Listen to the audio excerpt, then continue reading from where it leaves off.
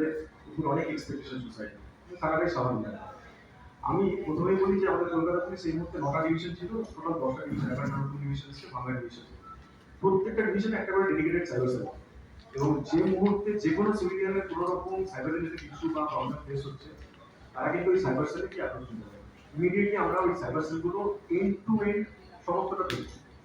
হতে পারে কোনো ক্ষেত্রে, যেটা কৌশিক খানিকক্ষণ আগে বলছিল, যে হয়তো কোনো ক্ষেত্রে সাইবার সেলে বা সাইবার কেসে যাওয়া হয়েছে, হয়তো বলা যাচ্ছে কি পুলিশ স্টেশন থেকে এফআইআর রিডাইরেক্ট করতে। সেটার কারণটা হয়তো অন্যরকম, কারণ একটা লিগেল কমপ্লিকেন্স তৈরি করার জন্য যে কোনো ইভেন্টে একটা এফআইআর দরকার পড়ে, এবং সেটা শুধু পুলিশ স্টেশন করতে পারে। Since we are technical cell, আমাদের পার্টটা টেকনিক্যাল সাপোর্ট হবে একটা part. Second part of question was যে কি কি ধরনের কমপ্লেন আমরা মোস্টলি পাচ্ছি related to women. Now when I speak about women, আমাদের কলকাতা পুলিশের একটা standard instruction for the superior authority. আমরা একটা ভালনারেবল সেকশন কে সবসময় সবথেকে বেশি প্রায়োরিটাইজ করি। একটা হচ্ছে মাইনর, সেকেন্ড হচ্ছে সিনিয়র সিটিজেন, থার্ড আর criminal section of the society. যে মুহূর্তে এই ধরনের কোনো রকম কমপ্লেন পাই, যে সেটা সোশ্যাল মিডিয়া রিলেটেড হতে পারে, সেটা কোনো পার্সোনাল ইস্যুজে হতে পারে, যে মুহূর্তে এই ধরনের কমপ্লেন পাই, সেটা কিন্তু খুব হিউজ ডিটেইললি দেখার চেষ্টা হয়। এবার হতে পারে যে যদি যে প্রসেস অফ কমিউনিকেশন কোথাও হয়তো একটা কমিউনিকেশন গ্যাপ বলুন, বা হয়তো সবসময় যে যে এক্সপেকটেশন নিয়ে আপনি মিটিগেট করার চেষ্টা করছেন, ইমিডিয়েট রিঅ্যাকশন চাওয়ার চেষ্টা করছেন, সেগুলো হয়তো হয় না। সেগুলোর কারণ কি সেটাও বলতে চাই। There are third party, third party, when I speak about third party, there are stakeholders like Facebook or the social media platform. এরা basically are from outside of India most. যখনই এই ধরনের কোনো রকম প্রসেস আছে, যেটা আপনারা এখন বলছেন সোশ্যাল মিডিয়াতে কোনো কিছু আপলোড করা আছে, আমাদেরকে কমিউনিকেশন করতে হবে ওই কনসার্ন অথরিটির সাথে।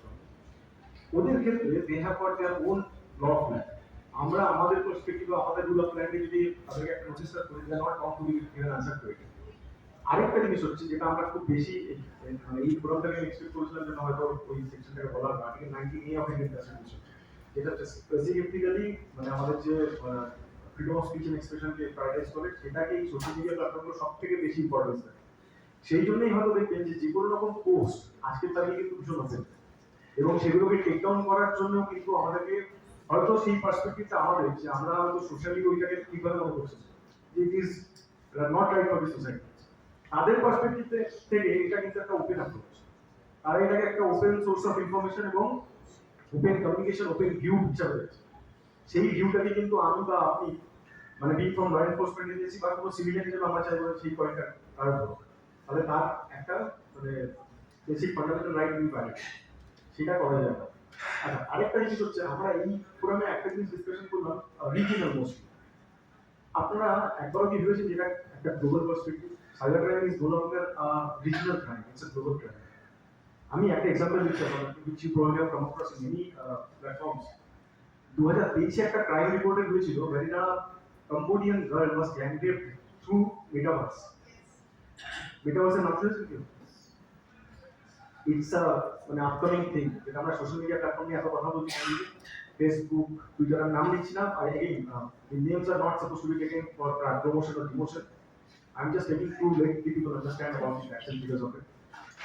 যে সোশ্যাল মিডিয়া প্ল্যাটফর্মটার কথা বলা হচ্ছে, metaverse is a 3-dimensional digital space.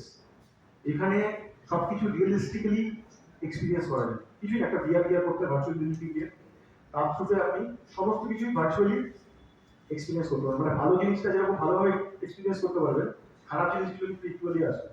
তার মানে আপনার 5 সেন্সরি অর্গানের মধ্যে অ্যাটলিস্ট 2 to 3 সেন্সরি অর্গান শুধু ইকুয়ালি হিট। খারাপ এক্সপিরিয়েন্সটা কিন্তু ইকুয়ালি খারাপ লাগবে। এই পার্সপেক্টিভটাকে ভাবতে হবে। এবার যদি আমরা বলি যে সোশ্যাল মিডিয়া প্ল্যাটফর্মকে আমরা রেস্ট্রিক্টিভলি ইউজ করবো না বা করবো না, বিভিন্ন লোকের পার্সপেক্টিভ থাকতে পারে, হয়তো তাদের পার্সপেক্টিভটা খানিক সত্যিও এবং সাপোর্টিভ। কিন্তু আপনাকে এটা বুঝতে হবে, এখানে আমরা যতজন এসেছি তারা সবাই হয়তো একটা পয়েন্ট এগ্রি করবেন যে social media নাওয়াডেজ has become a second home to us. আমাদের প্রত্যেকের পার্সোনাল জিনিসপত্র সমস্ত কিছু getting uploaded in social media platforms. আচ্ছা, আপনাকে আমরা প্রশ্ন করছি, আপনারা যখন বাড়ি থেকে বেরিয়েছিলেন আজকে, যাদের বাড়িতে অন্য কেউ নেই, যে যে জিনিসগুলো পার্সোনাল, খুব পার্সোনাল, সেগুলোকে সুরক্ষিত রাখার জন্য আপনারা কি বাড়িতে লক করে বেরোবেন? বেরিয়ে যাবেন তো? সোশ্যাল মিডিয়া প্ল্যাটফর্মকে লক রাখা এবং রেস্ট্রিকশন রাখা মানে এইটা না যে আপনি কিন্তু আপনার সোশ্যাল স্পেসকে ইউটিলাইজ করছেন না বা আপনি ওপেন নন সোশ্যাল স্পেসে। You are utilizing it to the fullest. However, you should know where to draw the line. যদি ওই লাইনটা আমরা ড্র করতে না জানি, কারণ global perspective again I telling, a crime is taking place probably in Kolkata, someone is reporting it to Kolkata, but you never know from where this has got generated. It might have